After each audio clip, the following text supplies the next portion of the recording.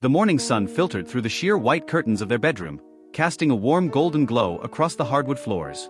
Arya Calloway stretched her arms above her head and smiled before she even opened her eyes. This was her favorite moment of the day, that quiet soft space between sleeping and waking, where everything still felt possible. She rolled over to reach for Nathan. His side of the bed was empty. She blinked, sitting up slowly. The sheets were cold. He had been gone for a while. She listened. The shower wasn't running, the kitchen wasn't making any sounds. She padded down the hallway in her socks and found a note on the counter beside the coffee maker. Early meeting. Didn't want to wake you. And no love you. No kiss drawn at the bottom like he used to. Just N. Arya folded the note and tucked it into the kitchen drawer with all the others. There were 6 of them now. She had started saving them without knowing why. She poured herself a cup of coffee and stood at the window, watching the street below slowly wake up. A couple walked their dog, laughing at something. A little boy chased pigeons near the fountain. The world outside looked exactly the way her life was supposed to feel. She and Nathan had been married for 4 years. They had met at a mutual friend's birthday party. She had been reaching for the last spring roll and so had he, and they had both laughed, and he had said, "It's yours, I insist," and she had said we could split it, and that was that. 3 years of dating, one beautiful proposal on a rooftop in the rain, and then a small wedding with fairy lights strung through olive trees. Everyone said they were the perfect couple. Arya had believed it too, until about 6 months ago, when something shifted. She couldn't explain it exactly. It wasn't one big thing.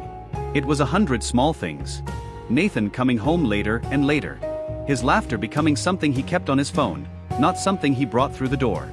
The way he kissed her cheek now instead of her mouth. The way he looked through her sometimes, like she was a window and he was searching for something on the other side. She told herself every couple went through phases. She told herself she was imagining it. She told herself a lot of things. She finished her coffee, got dressed, and went to work. Nathan Calloway was not at an early meeting. He was sitting in his car outside a small cafe 3 blocks from their apartment, his phone pressed to his ear, laughing in a way he hadn't laughed in months. Freely. Carelessly. Like a man with nothing to hide, except he had everything to hide. "You're ridiculous," he said into the phone, grinning. "You love it," said the voice on the other end. Her name was Luna Reyes. She was 31, a freelance photographer with paint-stained fingers and a laugh that filled every room she walked into. Nathan had met her 4 months ago at a corporate event where she had been hired to photograph the guests. She had taken his picture without asking, and when he had complained, she had shown him the shot, and even he had to admit it was the best photo anyone had ever taken of him. He had asked for her card. He told himself it was professional. He told himself that for exactly 2 weeks before he stopped lying to himself about it.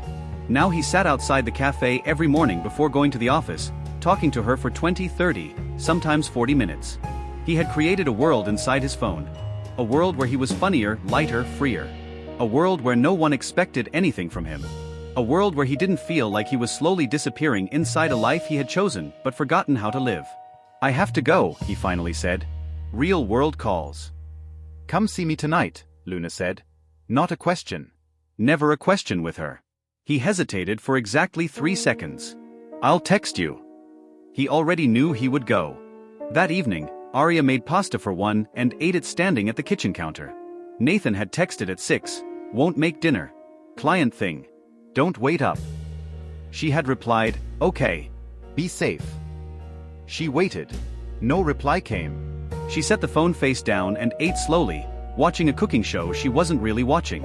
The apartment felt enormous tonight. It had always been the right size when they first moved in. Cozy, Nathan had called it, perfectly us. Now it felt like a museum of a relationship, full of artifacts of who they used to be. The photo from their honeymoon in Portugal hung above the fireplace. The matching coffee mugs they had bought at a flea market. The blanket they used to share on Sunday mornings, reading different books on the same couch. She washed her single plate, dried it, and put it away. She went to bed at 10. She lay in the dark and listened to the city outside and thought about nothing and everything at the same time. When Nathan came home at 11:45, she pretended to be asleep.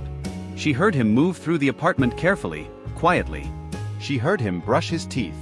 She heard him slide into bed beside her with 6 inches of cold space between them.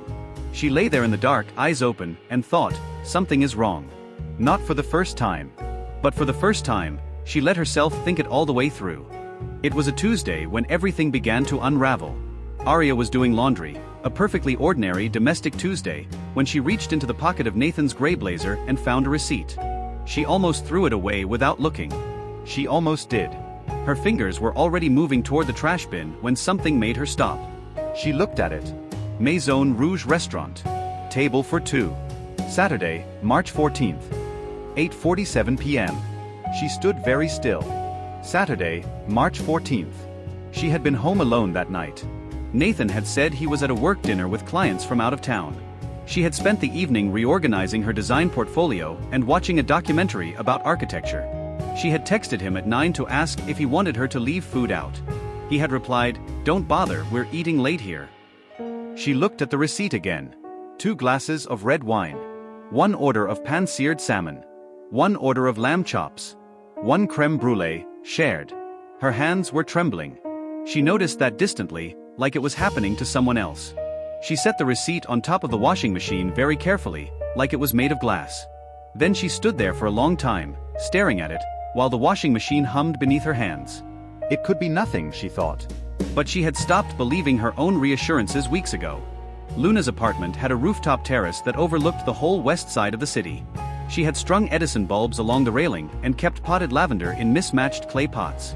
It smelled like summer even in March. Nathan sat across from her at the small iron table, his jacket draped over the back of his chair, his tie loosened. He looked relaxed in a way he never looked at home anymore. Luna was telling him about a photography project she was working on.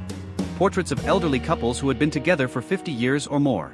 "There's this one couple," she said, leaning forward with shining eyes, "married 62 years. And I asked them what the secret was. You know what the man said?" "What?" He said, "I just kept choosing her. Every single day, I chose her." There was a silence. Nathan looked at his wine glass. Luna watched him carefully. She was not a foolish woman. She knew what she was, she knew what this was. She told herself it was just fun, just 2 people enjoying each other's company. But lately, when he left, the apartment felt emptier than it had before he arrived. And she wasn't sure what to do with that. "That's a good answer," Nathan said finally. "Is it?" Luna said quietly. He didn't reply. He refilled her glass instead, and she let him change the subject, and neither of them said the thing that was sitting in the middle of the table between them like an uninvited guest. 3 days after finding the receipt, Arya picked up Nathan's phone. She hadn't planned to. He had left it on the bathroom counter when he stepped into the shower, and she had walked in to get her moisturizer, and there it was. Unlocked. His notifications showing on the screen. She stood there for a long moment, listening to the water running. Then she picked it up. The most recent thread was with someone saved as L. 1 letter. She pressed it with a finger that had gone completely numb. The messages went back 4 months. "I keep thinking about last night." "Don't think. Just come back.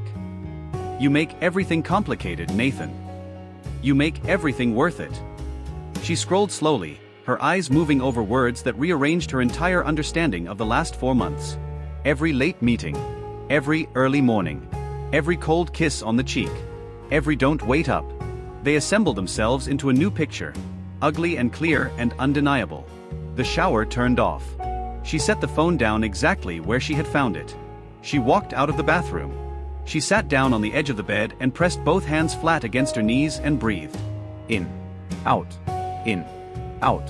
Nathan came out of the bathroom with a towel around his waist, rubbing his hair dry. He looked at her. "You okay?" "Fine," she said. "Just tired." She smiled at him. The most painful smile of her life. Not yet, she told herself. Not yet. But soon. Arya spent 5 days carrying the knowledge alone. 5 days of making his coffee, asking about his day, sleeping beside him in the dark. 5 days of being a perfect, quiet stranger in her own marriage. She wasn't ready to explode, she was gathering herself. She was making sure that when she spoke, she would not fall apart. She had spent 4 years loving Nathan Calloway with everything she had. She was not going to spend the most important conversation of her life in pieces on the floor. On the 6th day, a Friday evening, she came home from work early and sat in the living room and waited. She didn't turn on the TV. She didn't check her phone. She sat in the armchair by the window, his chair the one he always claimed, and she watched the door and she waited. Nathan came home at 7:15. He pushed the door open, loosening his tie, already distracted by something on his phone. He didn't notice her immediately. When he looked up and saw her sitting in the near dark, he startled. "Arya, you scared me.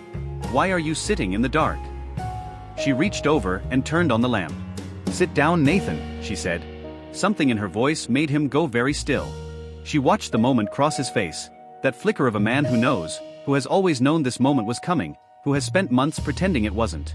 He sat down on the couch across from her. She looked at him for a long time without speaking. She wanted to remember this moment, not with pain, but with clarity. The last moment before everything changed. "How long?" she asked. The silence that followed was the loudest thing she had ever heard. "Arya, don't," she said quietly. "Don't say my name like that. "Don't make this soft. Just tell me the truth. All of it. Right now." Nathan looked at the floor. His hands hung between his knees. He looked in that moment like a much smaller man than the one she had married. "For months," he said. She nodded slowly. She had already known. Hearing it still felt like falling. Her name. A pause. "Luna." "Did you love her?" He looked up at that. His eyes were wet. "Arya, answer me." "I don't know," he whispered. "I don't know what I felt. I felt lost. I felt like I was disappearing and I didn't know how to tell you, and she was easier," Arya said. Her voice was perfectly level. "She was easier than working on us." He didn't deny it. That was almost worse. He slid off the couch and onto his knees on the floor. She hadn't expected that. He reached for her hands. She looked down at him, this man she had loved so completely, this man who had stood in front of her in an olive tree garden and promised her forever. "I am so sorry," he said. "Arya, I am so deeply sorry. Please. We can fix this. I will do anything." She looked at his hands holding hers. She felt his fingers, familiar, warm, the same hands she had held in hospital waiting rooms and on airplane turbulence and through every fear she'd ever had. She pulled her hands away. "Sorry doesn't unknow what I know," she said. "And I can't unknow it, Nathan. I've tried. For 5 days I tried." She packed a bag that night. Not everything, just what she needed. Some clothes, her sketchbooks, her grandmother's ring that she kept in a velvet pouch in her bedside drawer. She moved through the apartment quietly and deliberately, and Nathan stood in the doorway of the bedroom watching her with his arms at his sides, not begging anymore. He had heard something in her voice that told him begging would not work. That it was already too late for begging. She zipped the bag and lifted it onto her shoulder. She looked around the bedroom one last time. The photo of Portugal. The matching lamps they had argued about in the store and then both loved once they were home. The indent in her pillow that was shaped exactly like her. She walked past Nathan without touching him. At the front door, she stopped. She didn't turn around. "I want you to know something," she said. "I loved you as well as I knew how. I never stopped trying. I want you to know that." She heard him exhale, a broken, ragged sound.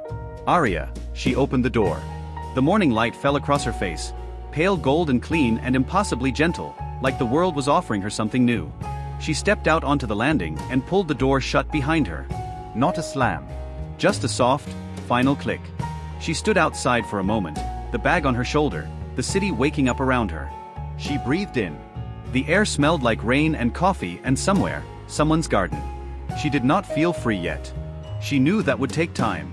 But she felt something she hadn't felt in months. She felt like herself. Just herself, standing in the light, with the rest of her life in front of her like a blank page. She walked down the steps and did not look back.